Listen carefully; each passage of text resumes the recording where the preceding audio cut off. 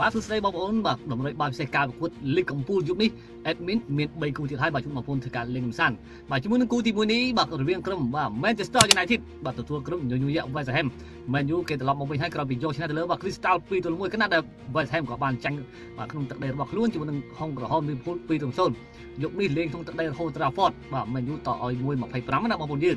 បាទជំរឿនគូទី1នេះ admin គេថាគួរតែលេងខាងក្រុមម្ចាស់ផ្ទះបាទគឺ Man U តែម្ដងបាទសម្រាប់គូទី1បាទយើងវាយណាបាទសម្រាប់ការប្រកួតគូទី2វិញនៅអ៊ីតាលីបាទ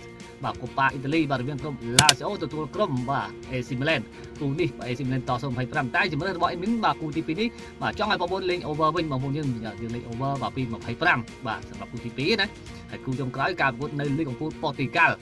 បាទ FC Porto បាទទៅប៉ះជាមួយនឹងក្រុម Vitória Guimarães ប៉ូតូលេងក្នុងដីខ្លាំងណាស់បងប្អូនយើងបាទតមួយកន្លះយប់នេះហើយចឹងគូចុងក្រោយនេះអេមីនចង់ឲ្យបងវាយទៅខាងក្រុម FC Porto តែម្ដងបាទហើយចឹងអេមីនមាន3គូនេះជូនបងប្អូនបាទជាតម្រៃបាល់ហើយបងប្អូនក៏អាចសម្រេចចិត្តក្នុងការកែច្នៃទៅខ្លួនឯងហើយបងប្អូនដែលចង់បានគូបាល់ច្រើនទៀតក៏អាចចូលរួមជាមួយនឹងក្រុមបាល់បាទមីនបាទគ្រាន់តែចូលទៅកាន់ក្នុង Telegram បាទតាមរយៈ bio TikTok របស់មីនឬក៏នៅក្នុង Facebook Page ដែលមីនដាក់នៅលើបាទ comment បាទតែម្ដងបាទអរគុណជួបបងប្អូនសំណាងល្អទាំងអស់គ្នាកុំភ្លេច follow បងប្អូន